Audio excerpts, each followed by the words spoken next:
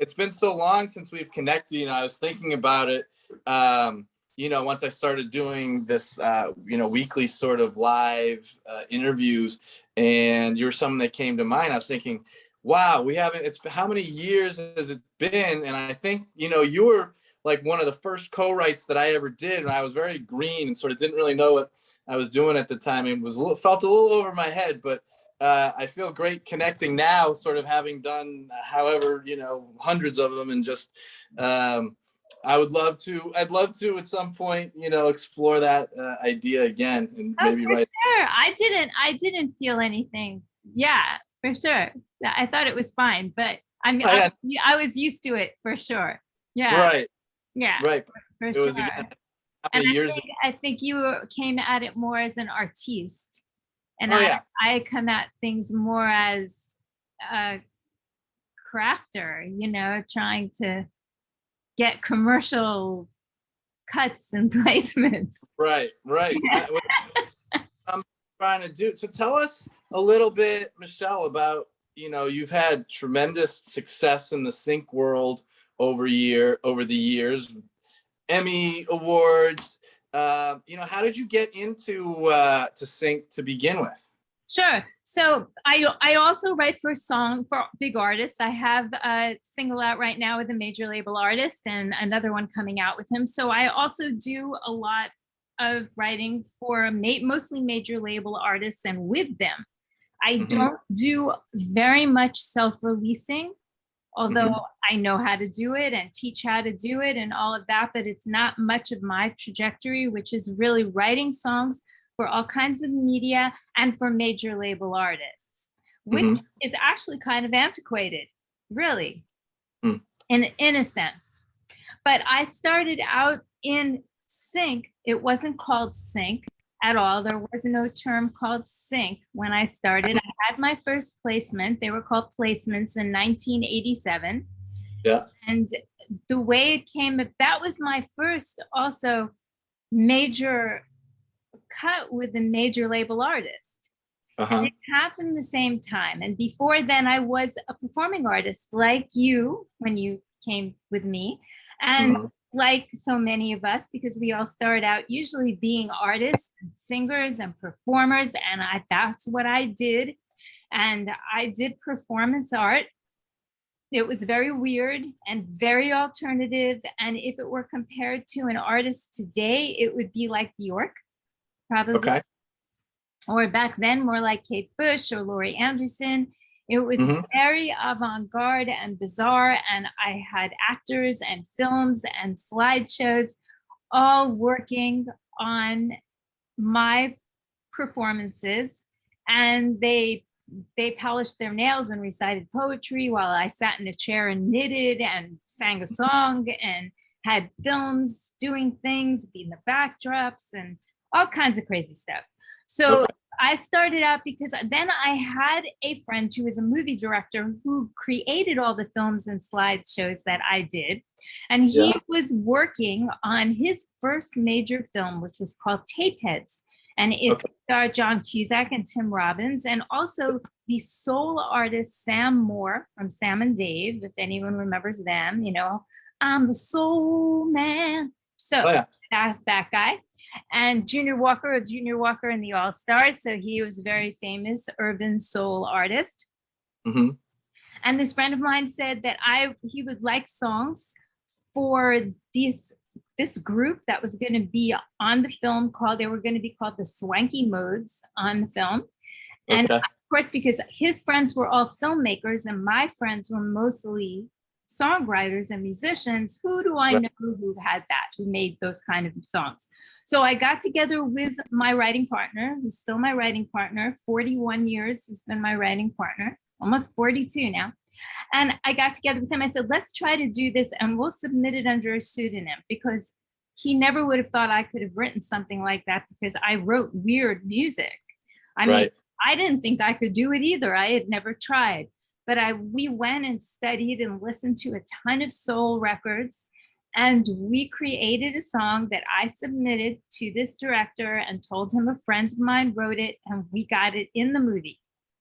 Awesome. introduces the characters of the movie. Yes, it was so exciting. And this was my first foray into being a professional songwriter and music producer. So though I had been a professional as a performer and made money and singing and all of that, I had not been a songwriter for other people, Right. other projects.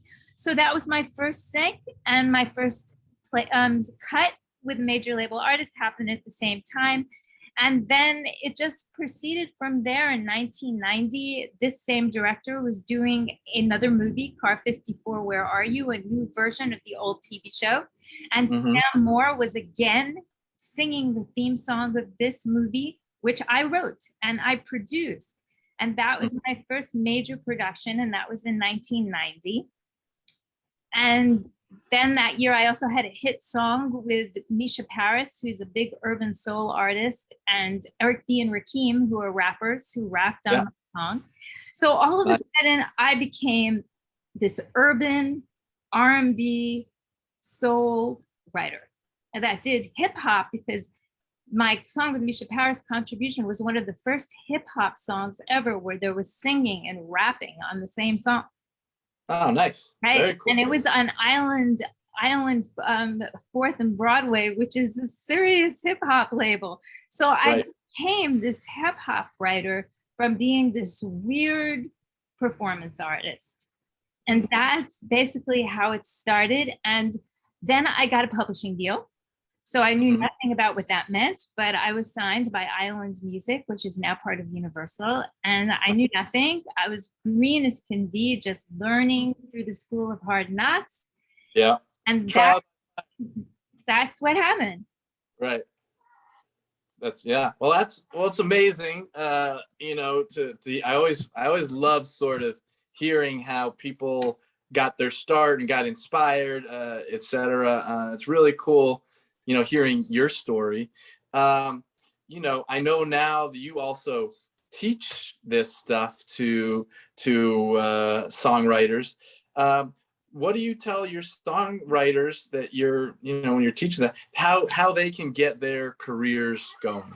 Yeah, sure. So I teach not only songwriters, I have an entertainment attorney in my class. I had a music manager, a music library owner. I've had different business people taking my class as well, because I had the head of CSAC take my class, one of the former vice presidents, because he was head of membership services and he's starting a music library, and he never really had to deal with music publishing. He had to deal with bringing in cool writers. So there's so many people who've taken my course, and of course the music creators, and I teach them how now to not stumble, because I'm basically stumbling. You know, by 1990, by the time I had my first hit, I had been a professional for 11 years and had been stumbling and trying to figure this out. And I try to fast track people so they don't have to go through all of that and waste decades doing that they understand. So I teach them first about music publishing, because without knowing music publishing, you can't do anything. So people think that's really unsexy and really boring, but it's super sexy, because if you are armed with knowledge, when you're trying to pitch for sync or even to an A&R person and they ask you questions, you can answer them. You know all about the legalities and the publishing aspects of your composition, and you understand what they're asking you, because if you don't know that, you cannot pitch. Because then they think that they're afraid of us, the music supervisors. The A&R, not so much, because they're going to re-record the song, but the music supervisors are going to use the actual recording we are supplying to them. And so if we're not understanding all the basics, they don't want to work with us. They're going to send us to a music library, send us to a sync agent, throw us out the window, you know? So I'm teaching all these people how to know how to do business correctly. So by the time my students finish my course, they can have an intelligent conversation all about music licensing, publishing, all about royalties and contracts, and they know how to read their contracts, and they understand almost everything that is being brought to them, and that they're being asked, and when they read the contracts, there are a lot of times coming to me and they're saying, I think this says this, can you confirm that? And they're right, because they've learned how to read the contract now, and they're still asking me for advice, but they're finding the issues. Right. That is the whole key to everything, I believe, and to doing, you know, what I do and what I've done, you know, which is basically I've had over 5,000 music placements. I think it's about 6,000 now as I'm going through cue sheets and stuff. And I've had hit songs like all over the world, mostly that I pitched directly myself. And I teach people how to do that right now. I also believe in diversifying, right? We can use music libraries, I do. And we can use sync agents, I do. And we can use song pluggers, they're awesome. And we can use all these entities, and I teach what they're all about. But I also directly grow my music supervisor list, contact list, contact them, and try to be of service. Right. Right? Well, that's amazing. Of service.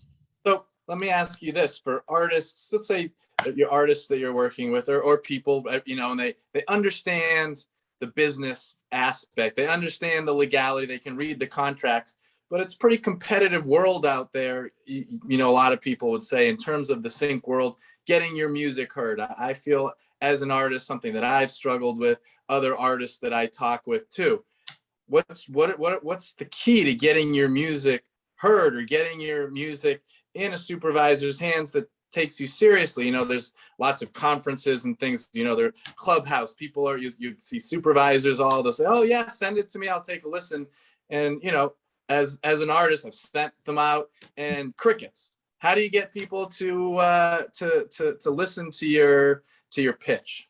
Okay, so those are a lot of questions, so let's try to go through them. So first of all, right, it all starts with a song, right? You have to have a great song and a great recording. Now you have done that, so you don't have that issue really to conquer so much, Matt. You make great songs, they sound great. You're welcome, and it's true. And so you have managed to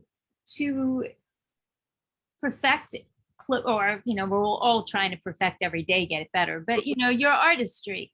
And so you know how to make a product, right? Which is from your heart, of course, because I believe in writing from my heart. I don't believe in writing for sync, even though it seems like I do. I really care. I really try to put some soul into what I write. So I believe we have to write, or I try to write with an artist and channel them, you know. So we're trying, that's the most important thing, is the songs have to be fully produced and sound incredible and tuned and timed and all of that, because if not, they're going to get dismissed instantly. Now, in terms of there being competition, I personally only believe in being competitive with myself. I do not believe in competing with anyone else. I say it over and over. If I get something, it was meant for me. If you get something, Matt, it was meant for you. It was not meant for me. And that is the way that we, first of all, cannot be depressed, because it can be very dark and depressing trying to get our music out there and being rejected all day. I pitch songs sometimes 11 hours a day, so nobody gets as much rejection as I do. I mean, you know, I'm just getting rejected all day long. So, but I don't worry about it, because every so often somebody says yes, and only the yeses matter. And that's the whole issue. So if we throw out the window the concept of competition, that is going to help our souls and our business a whole lot, right? We write songs, they need songs. It's a relationship, right? There are too many of us, yes, that write songs and create songs compared to the people who need them, perhaps. But there are gazillions of projects out there right now. There are so many. Every day there are new shows and new films. It's insane. Like, I read Variety every day, and something called the wrap.com. They send me emails every day telling me about projects and projects and projects, and there are hundreds of them being made. There's so much work to go around. You know, I cannot write every song that is needed for every project. Even Diane Warren can't. There's not enough hours in the day. So there's enough work for all of us if we learn how to pitch correctly, how to write a nice letter, how to organize our songs, our metadata. if we have metadata, because right now, which 10 years ago even was not necessary, now metadata is essential. You cannot pitch songs unless your iTunes are clearly embedded with correct metadata. You have to know how to send a proper letter. You have to know how to use disco, right? Mhm. Send your songs, not send attachments, because now you cannot send an attachment anymore. You can't attach an email, can't attach a bio, can't attach a photo. If you attach anything, the music supervisors wig out and go crazy and get angry. So we have Right. to learn. We cannot do that. We have to find a better platform. We have to learn how to pitch. And you brought up an important thing, which is, yes, we go to all these conferences. I speak at all these conferences too. And we go to all these conferences and the music supervisors tell us, send us something. Then we send it and they ghost us, right? Mhm. Ghost me too. I Mhm. mean, just yesterday, I mean, I spent hours pulling songs, and I would say 25% of the people that ask me for music don't listen to it. And Mhm. how do I know? Because I use disco and it tells me Right. that they Right. engage with it. And I can see, and still they know we can see, and they still don't listen. Right. Like, so, you know, we have to get past that, because is it heartbreaking? Yes, it's heartbreaking. It's heartbreaking for me. People say, oh, it doesn't bother you, and oh, you get so much stuff. And no, I see, I've been doing this so long that I tell everyone the playing field is equal, because they're trying to find something new, and I'm super boring and I'm old. And they, you know, they just, nah, yeah, we know what she does. Yeah, she has lots of accolades. That's nice. What else you got? So Mhm. sometimes they just want to find something new, right? And then they can say to all their friends, I discovered this artist. Right. So they come to me a lot if they're in a rush and they have no time, because they know my song Right. cleared and they're good and they'll come license something. But a lot of times if they have a minute, they want to discover somebody new, and new doesn't even have to do with age. It has to do with new, somebody Right. they don't know. So this is what the obstacles that we're all up against, right? And this is why I teach as well, because like when you go to those panels and you're hearing music supervisors speak, they're telling you from their side, from their angle, from the perspective of one music supervisor. But there are over 3,000 music supervisors in my database, and every one of them has a different thing they need. This one wants this way, this one wants Dropbox, this one actually wants an attachment, this one, I keep a list. I mean, you know, so whenever you listen to what somebody's speaking, they're discussing their side of the story, what they like, how they like to do things. But they can be all different. So when you hear from someone like me in the trenches, it's kind of fun, because, right, I'm trying to tell you, yeah, I come from your side. And I've also music supervised, which is a really hard job, not a job I want full time. And so I have great respect for music supervisors, because it is a really hard job. But I understand both sides, and I understand how hard it is for us to pitch, keep our spirits up, not have our music listened to. But if we never stop and we keep on, good things happen. Right. That's all I can tell you, is if we're polite and just keep trying. But at the minute we stop, nothing happens. That's right. And you never know where it's like you're constantly pitching, and then that one person that, you know, didn't pick it this time, maybe 5 times later is like, hey, I remember you had that thing. Do you have this or whatever? And it all kind of works itself out in mysterious ways. Well, that is absolutely correct. And I'm not sure if you've heard me say it or if you know, or anyone here knows, but I last year had a song that was 28 years old placed. Mm-hmm. And it was placed by someone I've been pitching songs to for 35 years. And it's the first time she used anything. And wow. I had another music That supervisor. must have been so satisfying. It's beyond satisfying. And then the same thing happened with another music supervisor I've been known and pitching at least 30 years. And now he just hooked me up on a gig that I got that's very big. So it took 30 years. And then there was another music supervisor, which is my favorite story, that all of a sudden I've been pitching him at least 25 years. And all of a sudden, out of the blue, I get an email saying, hi, Michelle, these are the songs I have of yours. The director of this huge Mac Damon movie, Downsizing, likes these two songs. What else do you have that's similar? Send me everything you have. Okay, he had organized and compiled over 200 songs that I had sent him one song at a time, sometimes on cassettes and CDs, one in a package, one at a time. He had compiled all these songs. I cried. I read this email and just cried because here he's never responded to me. Right. He said anything, but yet he had compiled all these songs into his own way that he compiles them. And in the end, I sent more songs. I got 2 songs in the Matt Damon movie, in that Downsizing, which was a huge budget movie, you know, made some nice money. And then he hired me twice, after 25 years. Not even, he didn't respond once. Not really. No, I don't think once. Wow. But amazing. I kept sending them. I didn't stop. That gives me hope right there. Yeah, see. And then, and then I had that hit song with the pop stars that I sent to David Foster's sister, James Foster Levy, who was then now she's James Foster, who was then the A&R person that worked with David Foster, and they were working on this big TV show, Pop Stars, on the WB, and they made a group with Nicole Scherzinger and blah, blah, blah. And I pitched a song, and I said to her assistant, like, well, 2 weeks before I got mad, and I actually said to her assistant, which you should never do this. I said to her assistant, I'm not sending her songs anymore.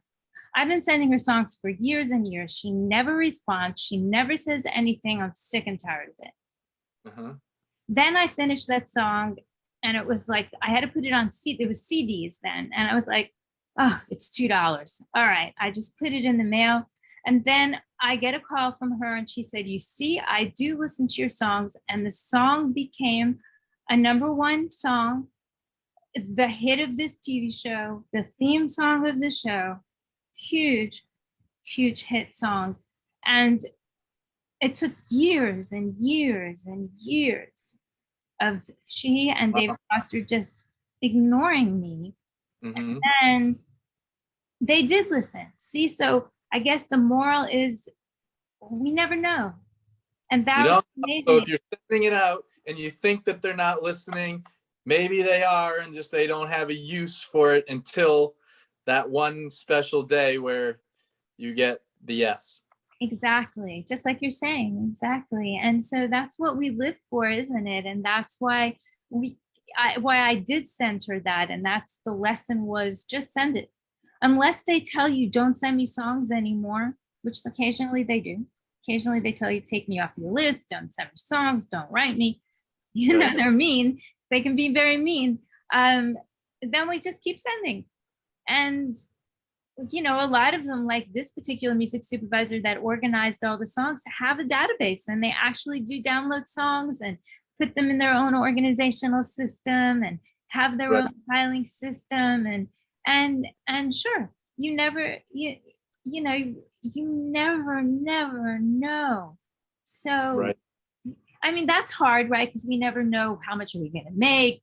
We never know what future brings. We don't have any stability, but music is my era. I mean, right? Your silent bravery. you're gonna keep going regardless. So, but it's nice when the universe throws you a bone every once in a while, right? Yes, and it does. And every time you're just about ready to quit, and I'm like going, I am just too old. I just don't want to do this anymore. I am so over this. Something good big happens, and then I'm like, oh damn, now I can't quit. Right? I was finally had resigned myself to the possibility that I would stop doing this already.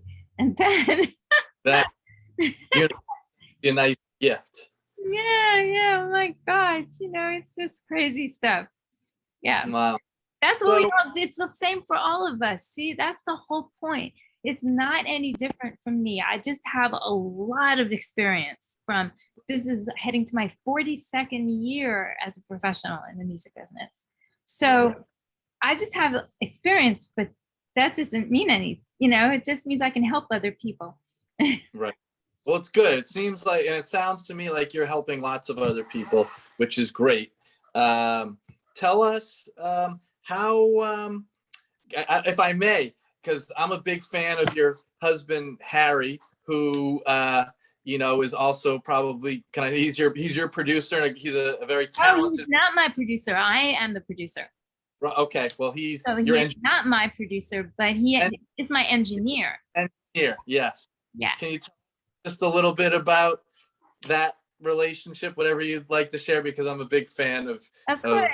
So for those of you who don't know my husband is Harry Maslin, and he produced an amazingly huge artist, David Bowie. He produced the Station to Station and Young Americans album. So he produced the song Fame.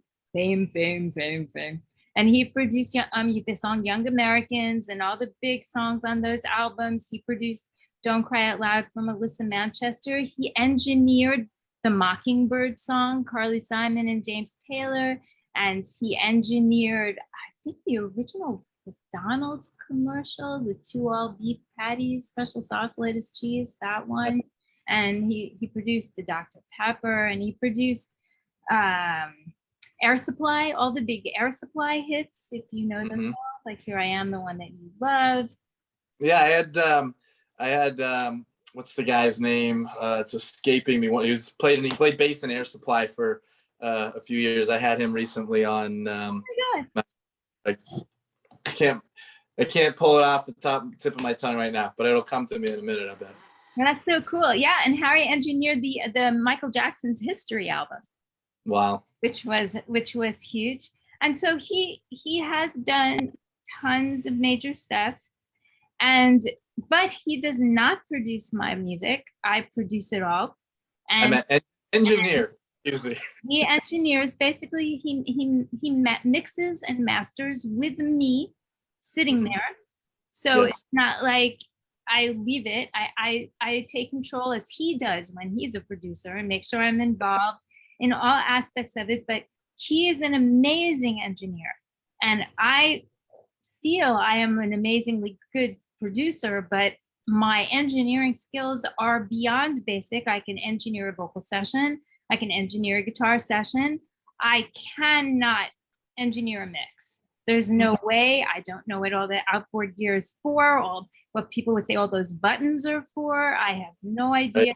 I only know I want it to sound like, can you make it sound like that? And then he knows how to do all of that.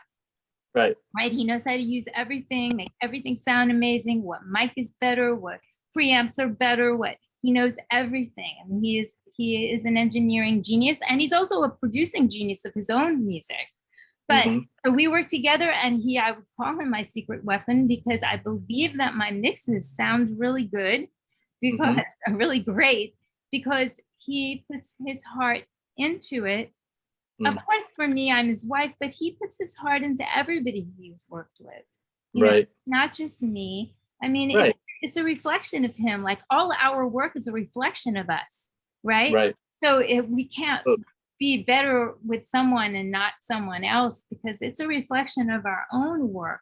So yes, so I am very blessed. Before him, I had to hire engineers, which I did, they were also amazing engineers. And my main co-writer is a very good engineer.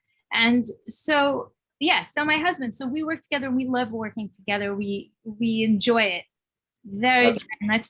And because he, in my opinion, is so really famous, he has nothing to prove, right? I mean, things can be as big as fame, but nothing is bigger. Nothing is bigger than that. I mean, that's as big as it gets. So even if you have something that you've just produced that's huge, it's the same. So he has nothing to prove. Because he has nothing to prove, he's very able to be behind the scenes and helping me make my productions amazing. So how lucky is that, right? That's amazing. I love Harry. He's such a good dude. He's very just I don't know, just when we work together, I really enjoyed the process of working with both of you, and loved both of you. You're just very warm, positive people, and the energy is contagious. Thank you. Thank you. Yeah, because he's really humble and really nice. And you could be on a desert island with him for 20 years and never know what he did. Right. Yeah. You know, I'm more boisterous because I still have stuff to prove. But he is very quiet, and he's so kind and polite. And I agree with you, and generous. And he's sometimes some people come to my studio and treat him like the water boy, because he will get water and coffee, but you know, I'll have to whisper in their ears, you know, this is who he is sometimes. Right. Because, you know, they really kind of can order him around a bit. But I think that's one of the things that makes him so great, is that, like, because he is so humble, and it's just like, to me, you know, at the end of the day, like fame and all that stuff, we're all just people, you know what I mean? And it's all about how we treat other people. And you know, he's a gem in my book, you know. And I'm sure What were you gonna say? Sorry. He's a gem in my book, and I'm sure in yours too. Oh, of course. We're about to celebrate our 23rd wedding anniversary. We've been together 25 years, so of course, you know, he's my gem. But I'm always happy to share, you know. Yeah, very cool. Advice or work or whatever. I mean, yeah, and I'm so glad that you enjoyed working with him, because both of you. Thank you so much. Yeah. But for sure, you know, I pride myself on being the producer after, especially because only 2% of females are music producers. There's a big shortage of us in the business. And I have worked very hard over these decades to get my production chops up. And I teach that too to people, to learn to have ears. I have one student, in fact, who her ears have become amazing. Like she could hear all the subtleties of what's missing in the mix, what's wrong. And I'm so proud of her, because in the beginning she couldn't. 2 years ago she could not hear that, but now she's understanding what I call ketchup and mustard is missing, right? What in the arrangement is missing, and why does the vocal not sound good, and is it too loud, and is it muffled? And she's learning everything. It's amazing. It's really cool. Now, is that something else that you teach in your courses, or what are some other things that people that take your courses can they expect to learn about? Thank you. So they can expect to learn all about licensing, publishing, what types of songs are optimum for different opportunities, for sync, for artists, because there are different genres and styles that work better. For instance, country music is very difficult to sync. There are very few opportunities for country music. That said, you know, every rule can be broken, and I've even had country songs that have been synced. So it does happen that if one is building their catalog and maybe wants to, and isn't a country artist, they might not say, hey, I'm going to make a bunch of country music because I want to get it synced. That's harder. So I teach things about that. I teach what we're discussing now about good productions, mixes, masters, how to make a song sound better. I teach all about royalties, because that's one of my specialties as a music creator, is understanding how to find our money, how to collect it. Because the problem is, a lot of us might have money out there and might not even know how to find it and get it, because there are so many platforms that will get it or help us receive it, and we won't know how to read our royalty statements. So I teach people how to do that. And we won't, if there are cue sheets, if you have songs in a movie or a TV show, there's a sheet called the cue sheet, which lists cues. Cues are the uses in the movies, TV, games, ads. It lists those songs. I teach people how to read them, because if you don't know how to read the cue sheet, you're not going to get paid well. So everything I teach is from soup to nuts. It's from the creation all the way to the getting paid, and how to navigate this music business also that changes every day, because as we know, like, we have trouble with tech today. There are new platforms every single day that we have to, I mean, every single day I wake up and go, oh, no, because the first thing I do when I wake up in the morning is read the trades.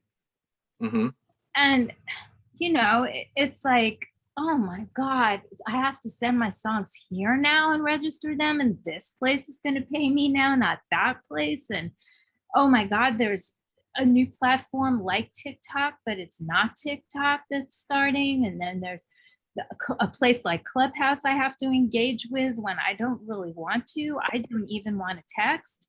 So, you know, every single day, there's so much new technology being thrown at us, and new platforms. Right. We have to keep up on that. So I do keep up on what's going on. That doesn't mean I engage with it, but I'm able to teach and people what, and encourage them if they're interested in using. Some things I do use, right? I use Zoom all day, but there are some things that, you know, there's just not a lot of hours in the day, and there's not enough time to do everything. So we have to decide what, like, if one's business is as an artist, right, not as a producer, and one wants to really get recognition as an artist, they might be engaging on TikTok. Right. You know, it's a cool platform. Do you? I do TikTok, not as much as I should probably, but you know, I throw up a video there. I was more consistent for a while, but now, you know, I just said the other day, like, oh, I haven't posted one in a minute. I need to go and post a TikTok video. But it is a relevant platform where if you are an artist, you know, where you can literally overnight have a video go viral pretty more regularly than any of the other platforms, I would say. So it is something that artists should be, you know, looking into if they're not. I'll put it that way. Yeah, for sure. I mean, it resurrected Stevie Nicks' career. Yeah.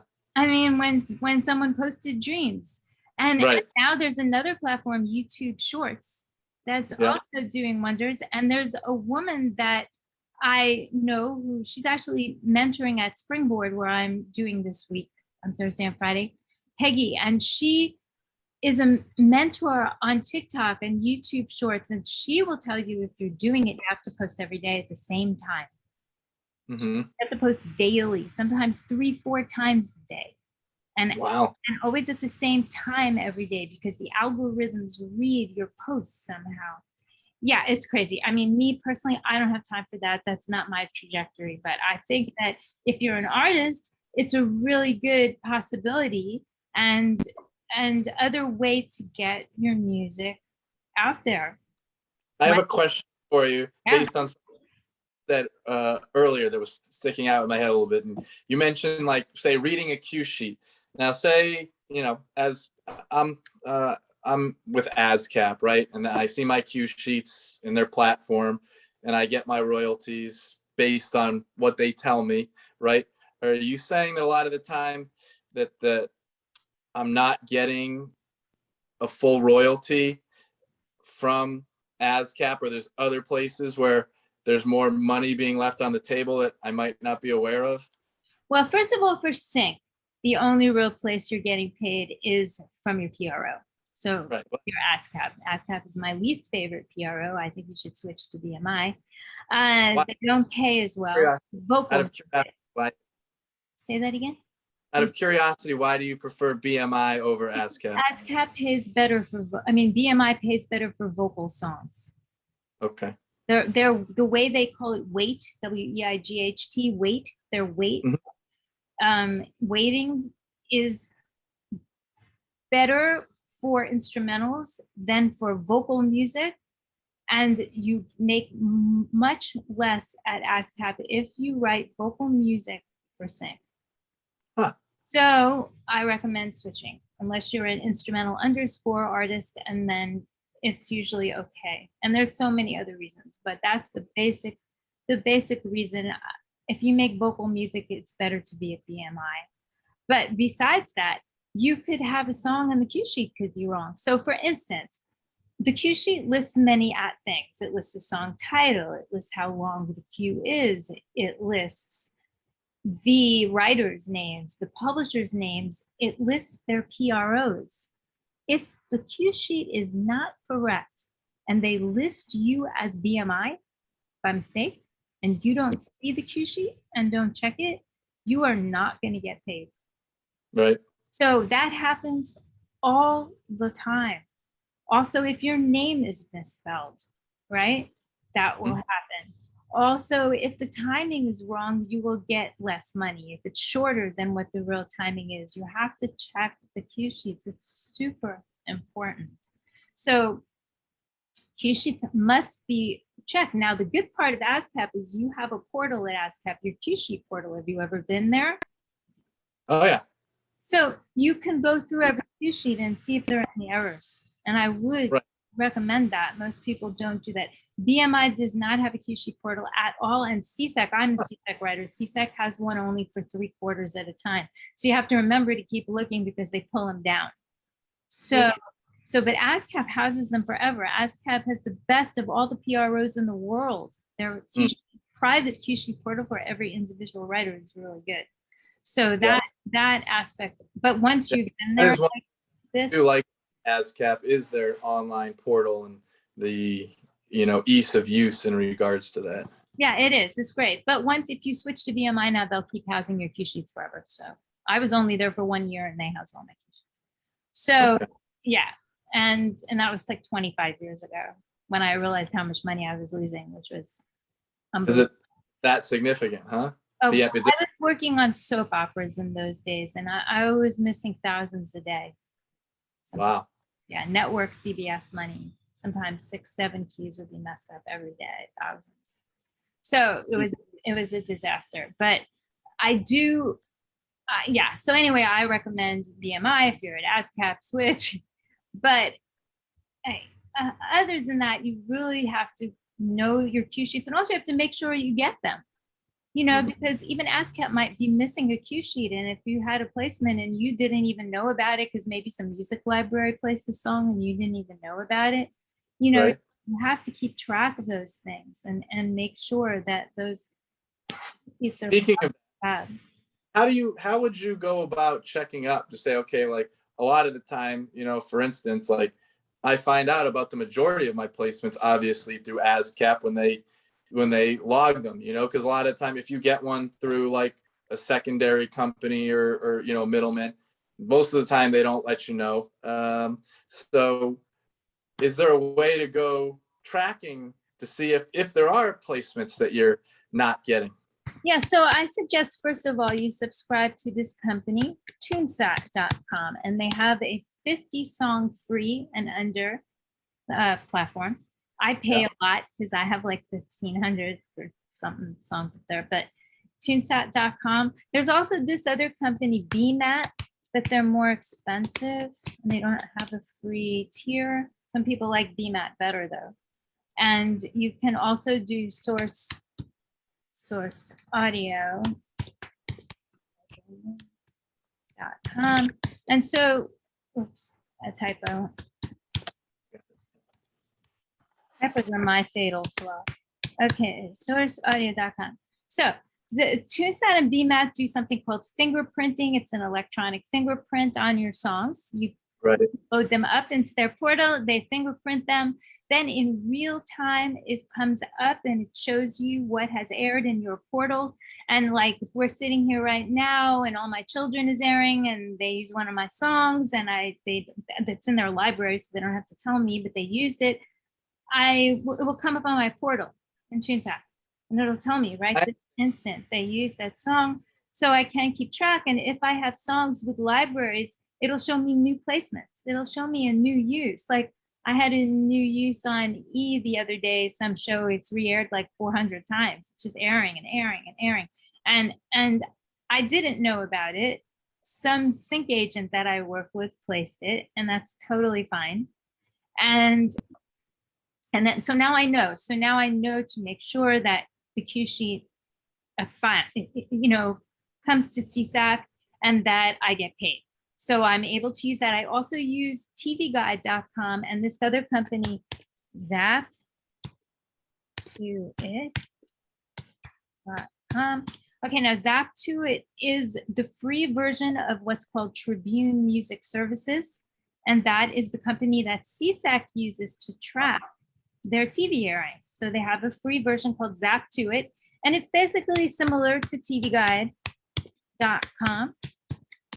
And every week, once on Saturdays, even though I've had thousands of placements, I have it very organized, and I go through tvguide.com, zap to it. It takes an hour, 45 minutes. And I copy and paste any of the films or TV show episodes I have airing that week into a file. And when I get paid, I A/B it with the TuneSat detections with what I've compiled from TV Guide and Zap to it. And then I'm able to see perhaps what I didn't get paid. So it's a little more complicated, but that's basically in a nutshell. And Source Audio does something called watermarking, which is a different technology, but also detects for TV airings. So, not streaming. So for the watermarking or digital fingerprinting, it's something that you need to sort of sign up for ahead of time, that you would put on your songs as a way for them to digitally, per se, keep track of it as of its use all over the internet and in sync in the world. Yes? So that's a great question, because yes and no. Source Audio watermarking has to be done before the songs are sent out. Mm-hmm. So they're not retroactive. So for me, not so useful, because my song has been sunk for years, synced. And so the fingerprinting is retroactive. So if I fingerprint a song today that I never fingerprinted before, and it had been used in a TV show 10 years ago, and I didn't know, if that TV show re-airs, I will know. It will show me. But not with the watermarking. The watermarking, the song has to be sent to the production watermarked. So when they put it into the production, it's already watermarked. But the watermarking is a little bit more precise.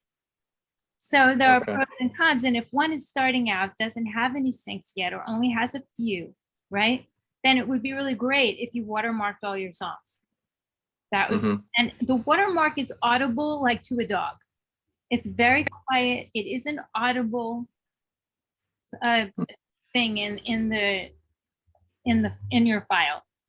The watermarking system searches for the best place in the song to put the watermark so you can't hear it.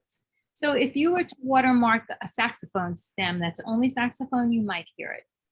But mostly in our productions, we're not going to hear it. The fingerprinting is not audible. It's a digital code. So, but both of them are awesome. So yeah, so, you know, every time I have a new song, I especially put it up on TuneSat, you know, because if I have a new song and I've sent it to a library, and like, I have a hit single out right now with this jazz artist, if it's used in other things that I don't know about, because I don't own the master, right? The major label owns the master, then I've also fingerprinted that, because who knows, maybe he's going to perform at some morning TV show that I don't know about while he's on tour, and there's my song. So yeah, so these are all good ways. And also but because TuneSat does not detect everything and Source Audio doesn't, they miss things. So if you use those other systems of TV Guide and Zap to it, and you put it all together, you're going to find different things that maybe are airing for things that we don't know about, and even things we know about. Like if I had a song in Mad About You in like 1990, and it's so awesome because, you know, every time it airs, TuneSat tells me, and now I can keep track of that and make sure that CSAC pays me. Right. You know, now, see that. Here's a question in relation to that. So say you go on TV Guide, you find your song was played and CSAC didn't pay you. Do you reach out to CSAC and say, hey, 5 times my song was played, you guys didn't pay me, what's going on? How do you approach it? In a nice way, I make a spreadsheet for them. They like a spreadsheet, but I wait a few quarters because it might not pay on time. You see, it might not pay when it should have, but it might show up next quarter or the quarter after. So in order to not completely irritate them, right? I completely irritate them with my little system of checks and balances. I wait, you know, and see, maybe it will pay, maybe it will show up. and the other thing we have to check is maybe it didn't air. Well, if TuneSat tells you it aired, it aired. But if you just see something like on, say, tvguide.com, it's possible that it was preempted by a storm, and the news pops on, and they're, have a special report, and then the episode didn't air, or the film didn't air. So things like that happen that preempt the airing. So, we have to be very careful before we run to the PROs and make sure we're armed with good knowledge. Right, because as you say, you don't want to annoy them or have them, red flag you, so to speak. Right? Yeah, well, they've red flagged me already. So, yeah, for sure. But, I do feel that, we deserve to get paid. It's so hard for us to get paid, and we deserve to get paid. And that's why if we're self-releasing our music and it's on the DSPs, right? Spotify, Apple, or whatever service we're using, TuneCore, CD Baby, DistroKid, doesn't matter. Whatever we're using, we have to make sure we are members of the MLC, the Mechanical Licensing Collective, because if we're not members, we're not going to get paid those digital streaming mechanicals. So this is a new platform that we have to make sure that we're members of. So people don't do that. And then they're not making that money, because the streaming part of the money, the audio streaming, is coming from our PROs, but the mechanical part of the stream is coming from the Mechanical Licensing Collective for the US. For the rest of the world, those the aggregators like CD Baby are paying you. But for the US now, because of the Music Modernization Act, we have to join the MLC. It's free. So everybody needs to make sure they join. They have a saying, and it's really true, that you cannot opt out. You cannot opt out. You can opt in to make sure you get paid, but you can't opt out. So if you don't opt in, you just don't get paid. Right. Why would you want to opt to get paid? Because some people are weird and they don't like to be part of the establishment. I've just had this whole long conversation with somebody who canceled their PRO account because they think we should be paid better for streaming, and we should this and we should that. And I'm like, yeah, that's all nice, but do both. Do your alternative thing and get paid, So that's why people are afraid. People are afraid to sign up for things. They're lazy. They don't want to deal with it. So that's true. The MLC is super easy. Yeah. And you just see if your songs are there. Usually they're already there because they have the information. It's just that they don't have you with your banking information, opted in. So these are important platforms. I'm a big advocate, right, for us to get paid our pennies, even if they're micro pennies. I want my micro pennies. I want to get paid, right? I work all day and I give back like this for free, and that's a different story. And I love to do this. But when my music is airing somewhere or placed somewhere, I want to get paid. I am supposed to get paid for that, right? We're all supposed to get paid for that. And so we have to know how to do this. So I love to teach about it. It's really important to me to educate. And last question here. Thank you so much for your time today. Very generous with your time. Thank you. Tell us where, if we want to sign up for your course, where we can do that. Oh, yeah. Okay, so let me give you the link to my course, which it's so funny because the one thing that I'm not good at is promoting my course, because it's more my mission to do good things than to promote. I'm great at promoting the songs, but not the course. So let me just grab the link here. So this is the link coming at you for my course, everybody. And also I have a landing page for my mailing list if you want to sign up. And I will give you that as well. It is somewhere. What is it? Here we go.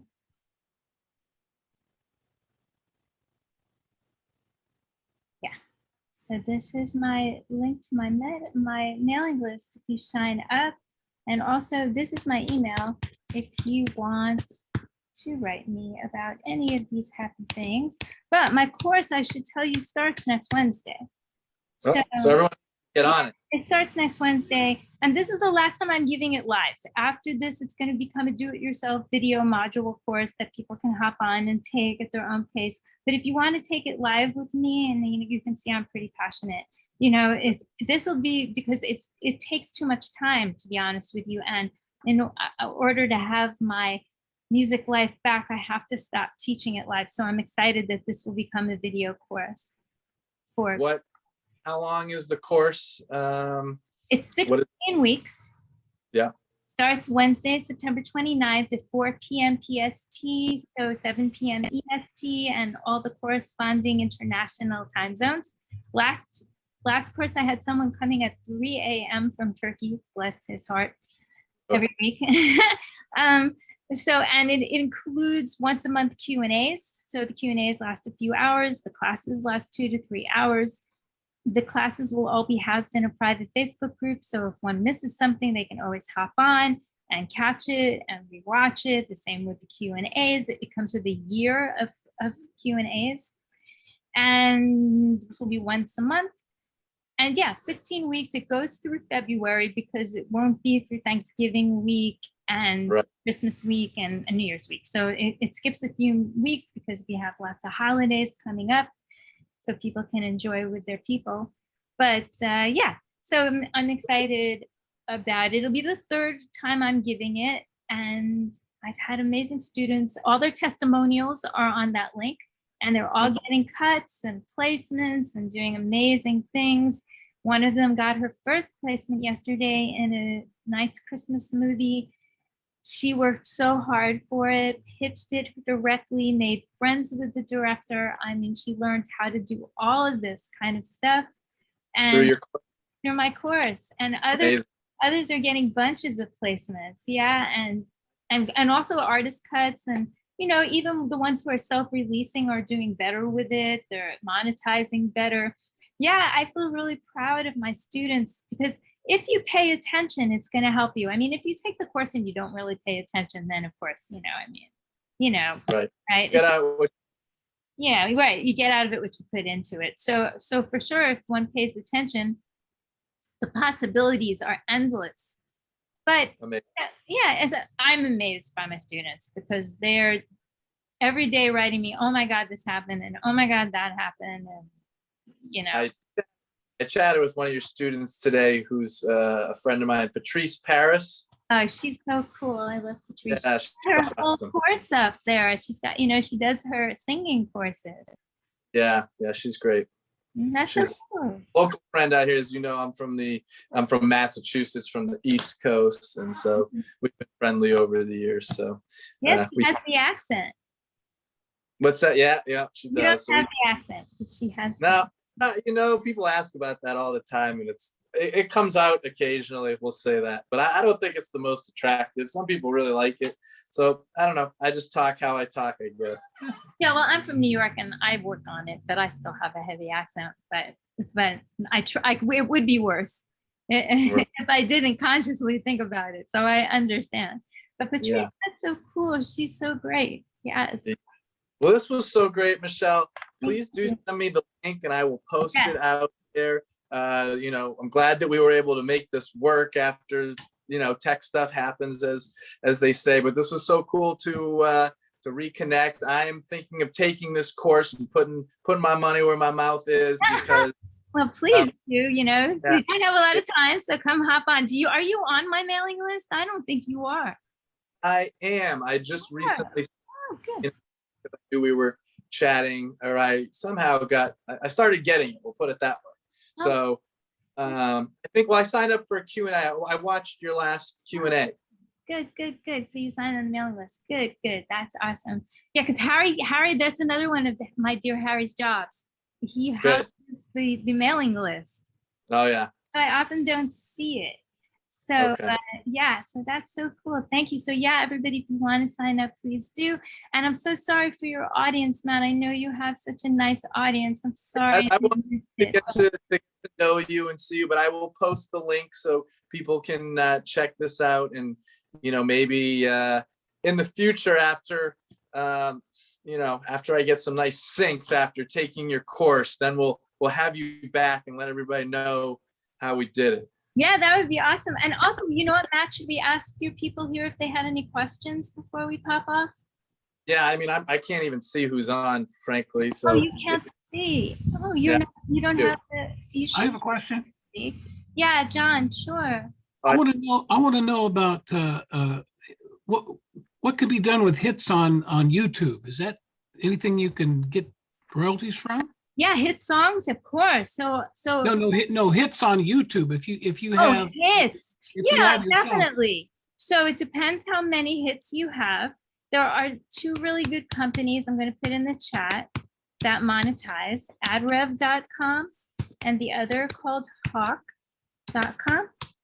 And you sign up with them, but you have to have a lot of hits, like, you know, at least 50,000, you know, like, Oh, okay. yeah, so you can't have like 100 hits, then there won't be any money. And the same with your YouTube channel. If you have a YouTube channel, right now you have to have 4,000 subscribers and 1,000 hours of them participating. It's actually less. It used to be 10,000 subscribers. But you have a YouTube channel, John? Yeah. Good. Yeah, I do. So you can talk to these two companies. I would suggest it and see if you can monetize and what can be done. Because you never know. You never know. Also, I will recommend to everybody, make friends with people.